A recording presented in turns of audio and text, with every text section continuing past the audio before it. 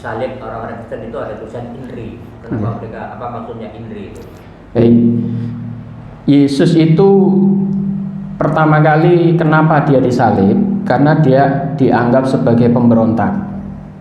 Waktu itu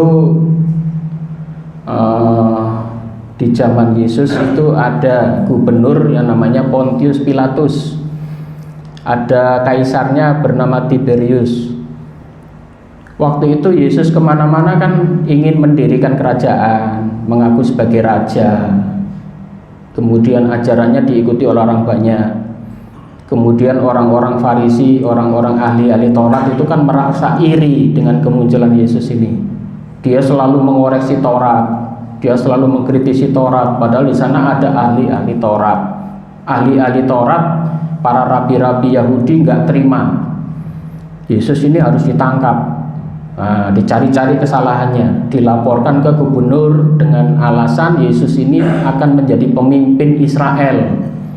Israel itu dulu pernah jaya di zaman Nabi Sulaiman, kemudian hancur setelah Nabi Salomo mati.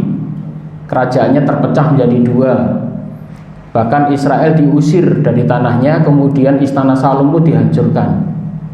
Nah, orang-orang Israel menantikan Mesias, raja baru, siapa yang akan memimpin Israel. Israel waktu itu dijajah oleh orang-orang Romawi. Kemunculan Yesus ini sebagai tuduhan yang paling gampang, pemberontak. Orang mokong ini bisa melawan kaisar, dia akan mendirikan Israel baru, akan memberontak melawan Roma. Akhirnya kan waktu Yesus ditangkap, orang-orang Yahudi berseru salibkan dia. Nah, orang-orang Romawi waktu itu membuat tulisan INRI, inilah Raja Israel. Itu sebagai olok-olokan. Kilo rojomu tak salib, tak bunuh supaya pengikut-pengikutnya ini hilang. Gitu ya. Monggo, ada lagi? Ya, Ustaz. Ya, Ustaz. Pak Edi dulu sebelum Muslim kan tentu sudah mempelajari ya Injil-Injil itu ya. Ya. Termasuk juga Injil Barnabas. Ya. Nah, pada saat itu pemikiran Pak Edi itu terhadap Barnabas sendiri bagaimana? Baik. Saya ingin mengerti. Baik. Injil Barnabas itu sebetulnya Injil bukan di zaman Yesus atau abad-abad pertengahan. Itu bahasanya kan bahasa apa itu, Portugis atau apa itu ya. Jadi sebetulnya waktu itu ada tuduhan itu ditulis oleh orang Islam sendiri. Kenapa saya katakan seperti itu? Karena dalam nubuatan, sebuah nubuatan itu tidak pernah menyebut nama langsung. Sedangkan di Injil Barnabas itu kan langsung menyebut Yesus, Muhammad, bukan Yesus, Muhammad. Nah, nubuatan-nubuatan yang menyebut nama langsung itu tidak pernah ada. Nubuatan itu biasanya ciri-ciri. Nanti ada orang seperti ini, tidak pernah menyebut nama secara langsung. Kemudian setelah diteliti Injil Barnabas itu bukan di abad-abad di zamannya Yesus atau para murid, tetapi Injil itu ada di zaman pertengahan. Jadi itu ditolak, baik itu oleh ahli-ahli Kristen atau ahli-ahli Islam. Tidak mengakui itu Injil tulisan dari para murid Yesus, bukan. Gitu Pak G. Monggo yang lain. G. Assalamualaikum warahmatullahi wabarakatuh. Waalaikumsalam. Tadi saya mendengarkan, jadi belum termasuk poster yang di atas di sana di itu perbedaan kematian menurut Islam dan Kristen itu belum dijelaskan. Tolong dijelaskan. Baik.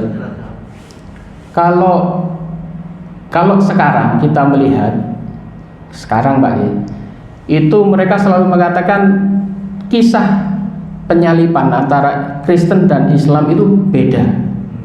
Bedanya di mana? Kalau di Kristen Nabi Isa itu disalib sampai mati. Sedangkan di Islam kan diserupakan. Allah tidak membunuh, Yesus sebetulnya tidak dibunuh, Yesus diserupakan. Itu perbedaannya Pak.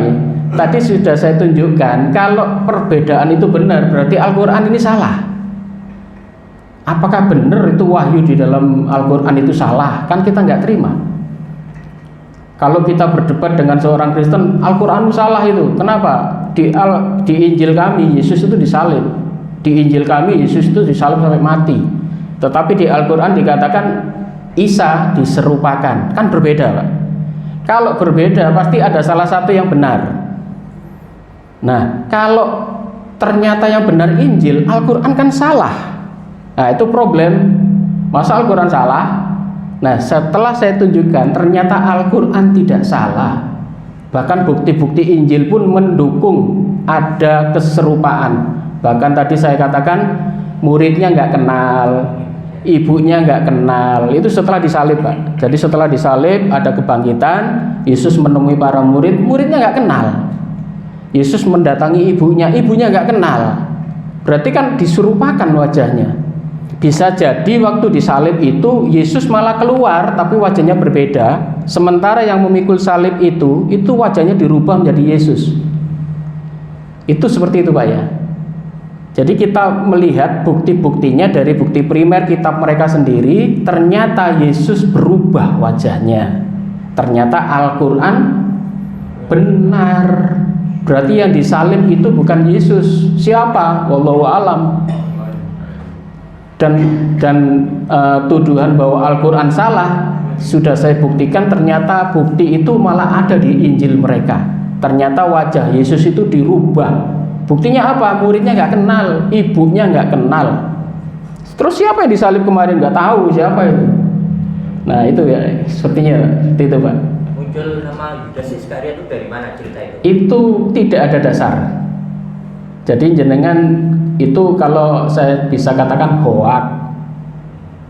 Soalnya apa? Kalau jenengan mengatakan, oh yang disalib itu Yudas, jenengan ditanya ambil kitab dari mana itu, buku apa?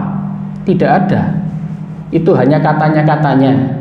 Tapi kita sebagai muslim yang cerdas jangan terkecoh dengan hoak. Jadi kalau ada orang mengatakan, oh itu Yudas Iskariot, buktinya mana? Kitab apa yang dipakai? Kalau ada manuskrip apa? Tahun berapa yang menceritakan itu? Nggak ada, Pak. Jadi kita katakan itu hoak. Wallahu alam ya, siapa itu yang penggantinya sampai hari ini kita katakan tidak tahu aja. Tetapi yang jelas sudah diserupakan. Gitu, Pak ya. Monggo yang lain. Iya, Pak. Natal itu kenapa menggunakan pohon cemara? Ya. Ada Salju. saljunya. Maksudnya apa dan kenapa? Ya. Siapa kira-kira yang menginisiasi? Yeah. Natal itu sejarahnya diputuskan dalam sebuah konsili di Vatikan Katolik Roma. Jadi yang memutuskan hari tanggal 25 Desember itu adalah sesuai dengan rapat besar di Vatikan Roma, itu namanya konsili. Konsili lupa saya namanya ya. Itu menetapkan hari raya Kristen tanggal 25 Desember. 25 Desember itu waktu itu di Yunani ada peringatan yang setiap tahun diperingati, yaitu Dewa Matahari. Nah, waktu itu Kaisar di Romawi supaya menarik hati orang-orang pengikut Kristen ini, perayaannya Yesus lahir itu ditaruh di tanggal 25 Desember. Sedangkan kenapa pakai cemara? Itu Eropa yang bikin. Kenapa pakai salju? Dikatakan waktu Yesus lahir di musim salju, kan nggak masuk akal juga. Yesus lahir di musim salju, sedangkan di Alkitab dikatakan di sana ada para penggembala, bintang-bintang masih bersinar, kan cuaca cerah itu. Jadi untuk cemara, untuk salju itu sebetulnya sudah abad-abad pertengahan ya. Jadi bikinan manusia saja itu, Pak. Jadi mereka bikin sendiri. Nggih. Gitu, Pak ya. Monggo ada lagi? Ayo Mas, monggo Mas. Itu Yesus diangkat ke langit, terus besok kiamat turunnya itu maksudnya asli atau Baik, pertanyaannya bagus itu. Itu sampai hari ini memang ada dua versi. Bahkan di kalangan Islam sendiri yang sudah belajar soal kristologi, mereka tidak suka menanti-nanti Yesus turun. Kenapa? Soalnya sama dengan orang Kristen. Orang Kristen itu sampai hari ini menanti-nantikan Yesus turun ke bumi untuk menebus dosa mereka, untuk mengangkat mereka ke sorga. Itu ajaran Kristen.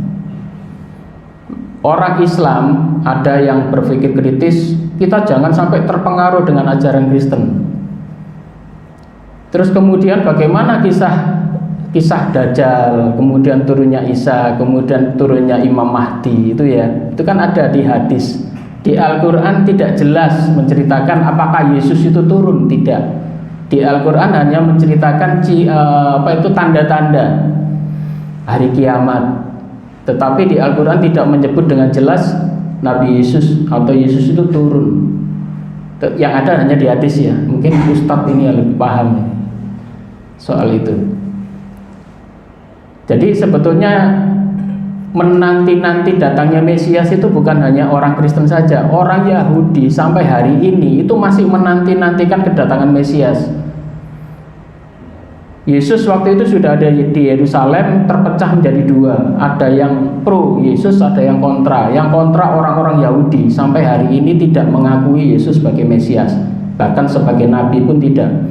Sedangkan yang pro dengan Yesus mengakui Yesus itu Tuhan, mengakui Yesus penebus dosa. Nanti setelah Yesus disalib mati, nanti di akhir zaman itu Yesus turun membawa umatnya naik ke sorga. Nah itu yang doktrinnya Kristen ya. Nah ada kiai, ada ustadz yang ya jangan seperti itulah. Orang Islam jangan terkecoh dengan ajaran Kristen. Nanti kita seakan-akan menunggu datangnya Yesus seperti ajaran Kristen menunggu Yesus datang ke bumi untuk menjemput mereka naik ke sorga. Tapi bagaimana gonjang-ganjing besok di hari kiamat kedatangan Dajjal, itu masih rahasia besar ya, rahasia Allah. Tapi kalau hadis memang dikatakan kelak nanti Nabi Isa turun, membunuh babi, mematahkan salib, membunuh Dajjal dan sebagainya. Itu hadis memang menyebutkan semacam itu.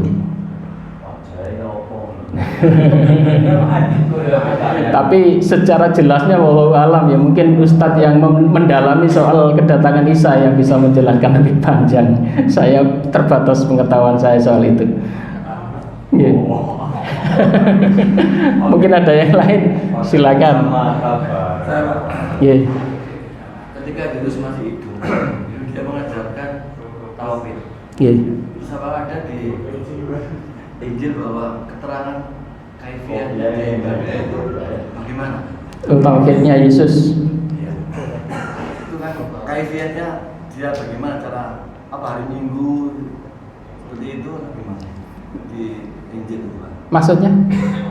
Ketika Yesus masih hidup, Yeah. dia kan mengajarkan tauhid. Yeah. Ibadahnya bagaimana? Oh. Apakah ada di Yang itu. Yeah. bukti-bukti? Baik. Waktu Yesus masih hidup, ajaran apa yang diajarkan oleh Yesus? Yesus waktu itu beribadah dengan tata cara Yahudi, ikut syariatnya Nabi Musa. Yesus beribadah di sinagog. Buktinya apa? Di kitab suci dikatakan Yesus masuk ke ruang-ruang pertemuan agama, membuka gulungan Taurat. Di sinagog itu Pak, kalau kita mau dakwah itu di depan ada gulungan Taurat. Kitabnya itu sedulu gulungan-gulungan gitu ya. Yesus tampil di depan membaca gulungan Taurat. Berarti waktu itu Yesus sampai meninggal belum menciptakan ajaran Kristen.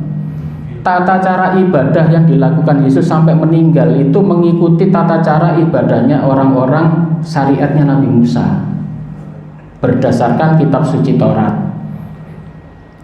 Itulah sebabnya kalau orang Kristen ditanya, loh sampean ibadah nyanyi-nyanyi itu dari mana? Itu ciptaan sendiri.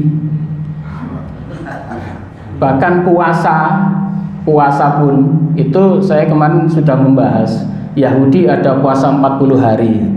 Itu diterapkan oleh Nabi Eliasa. Nabi Eliasa itu puasa 40 hari.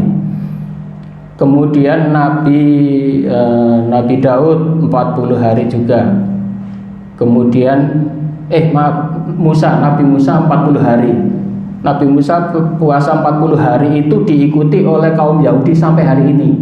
Itu 1 tahun ada puasa 40 hari. Diteruskan lagi oleh Yesus. Yesus 40 hari puasa. Yesus mengikuti syariatnya siapa? Syariatnya Nabi Musa. Ibadah, puasa, zakat, sunat, akikoh. Akikoh juga, Yesus akikoh lahirnya. Burung pipit dan burung merpati itu apa itu? 2 burung itu akikohnya itu, karena tidak mampu kan waktu itu terusir. Syariat-syariatnya yang dilakukan syariatnya Nabi Musa. Yesus tidak mengajarkan syariat baru. Jadi istilahnya Yesus tidak mengajarkan syariat baru, nggak muncul ya. Di mana buktinya Yesus mengajarkan tauhid? Yesus banyak sekali ayat-ayat mengajarkan tauhid di dalam kitab suci Injil. Tadi sudah saya katakan bahwa di dalam ajaran Yesus mengatakan, dengarlah hai orang Israel, Tuhan itu Esa. Yesus tidak pernah mengajarkan Tuhan itu ada 3, enggak. Inilah hidup yang kekal itu, bahwa mereka mengenal Yesus sebagai utusan dan mengenal Allah itu satu-satunya yang disembah. Itu ajaran Yesus dan itu tertulis di Injil. Tidak satu pun Yesus mengajarkan Trinitas, tidak ada. Ya, mungkin ada lagi. Sampai jam 6 ya.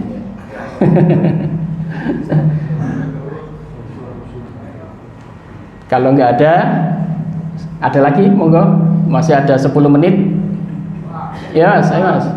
Kenapa orang Kristen pakai nama Yesus? Oh ya, baik, terima kasih, bagus. Sebetulnya nama yang paling benar itu Isa apa Yesus? Yang benar itu Isa.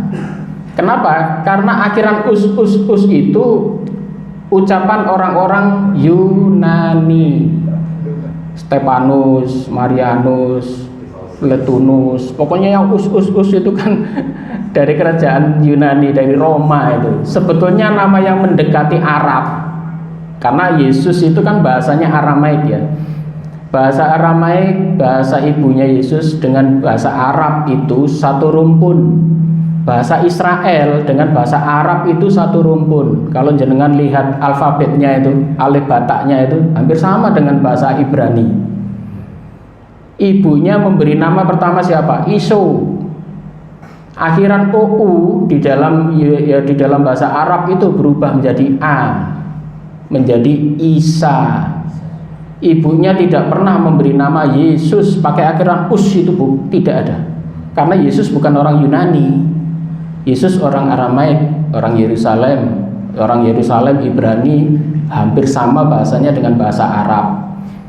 Kristen Arab awal sampai sekarang masih ada kitabnya, itu ditulis Isa, bukan Yesus. Bahkan kitab Injil yang lama-lama dicetak dulu di Indonesia itu bukan pakai panggilan Yesus, tapi panggilan Isa. Betul. Makanya kalau ada kenaikan Isa Al-Masih sebetulnya lebih tepat daripada kenaikan Yesus. Sedangkan mereka berdoa dalam nama Yesus. Salah alamat enggak? Mungkin kalau Nabi Isa hidup gitu, kau niku nyeluk sopo, jenengku bukan itu gitu loh.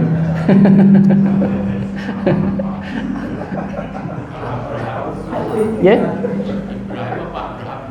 Nah, Ibrahim dan Abraham itu sama. Kalau bahasa Ibrahim itu bahasa Ibrani, kalau bahasa Arabnya Ibrahim, kalau bahasa Ibraninya Abraham, sama Pak.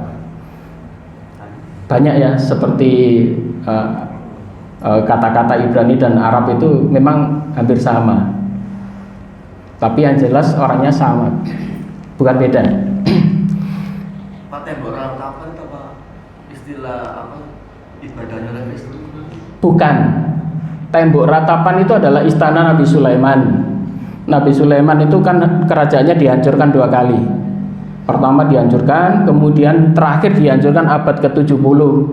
Setelah Yesus meninggal itu kan dihancurkan lagi itu. Sampai hari ini kan hancur, tinggal temboknya sedikit itu.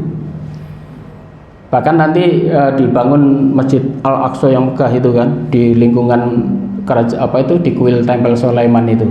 Nah, mereka meratapi. Dulu mereka pernah mempunyai istana tempat pusat ibadah. Kalau mungkin di zaman sekarang itu Ka'bahnya orang Yahudi dihancurkan. Nah, tinggal tembok yang tinggal sedikit itu dinamakan tembok ratapan. Mereka meratap di sana. Kemudian di perkembangan selanjutnya mereka sambil meratap, sambil memasukkan kertas di celah-celah batu-batunya itu untuk memanjatkan doa-doa mereka. Jadi sebetulnya meratapi istana Nabi Sulaiman, istana yang pernah berdiri dihancurkan itu, Pak. Dan itu sebetulnya bukan ibadahnya orang Kristen, orang Yahudi anti Kristen, Pak. Di YouTube itu jangan lihat orang Kristen yang mikul salib keliling-keliling Yerusalem diludahi sama orang Israel. Diludahi. Soalnya dia nggak seneng. Pertama, kitab sucinya diakui sebagai kitab perjanjian lama. Kitab suci orang Yahudi kan namanya Tanakh itu, Taurat, Nevi'im, Ketuvim, itu diakui orang Kristen, dimasukkan dalam Bible mereka dinamakan perjanjian lama. Itu kitabnya itu 100% kitabnya orang Yahudi. Dimasukkan ke dalam Kristen, itu orang Yahudi udah nggak terima itu. Wah, kitabku kok mbok akui gitu loh. Sedangkan mereka tidak menyembah pada Tuhan. Justru orang Yahudi sama orang Islam itu hampir sama, menyembah Tuhan yang sama, meskipun mereka menyebut sini Yahweh, sini Allah, sini Yahweh, sini Allah, sini Adonai, sini Allah. Hanya sebutan nama saja bahasa Ibrani dan bahasa Arab. Sedangkan sosok yang disembah sama. Nabi-nabi semua menyembah sosok yang sama. Sedangkan Kristen beda lagi, menyembah Yesus manusia itu. Orang Yahudi anti dengan Kristen. Secara teologi ya, tapi secara politik mereka kerjasama, Amerika kerjasama Yahudi. Tapi kalau membicarakan soal agama, anti mereka. Orang Yahudi sangat benci dengan Kristen.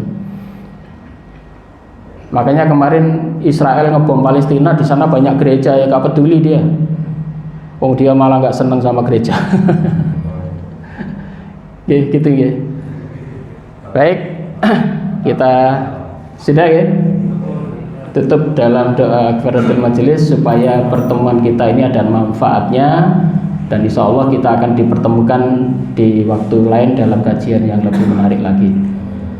Kita baca doa kafaratul majelis. Subhanallah wa bihamdika asyhadu an la ilaha illa anta astaghfiruka wa atubu ilaik. Terima kasih. Wassalamualaikum warahmatullahi wabarakatuh.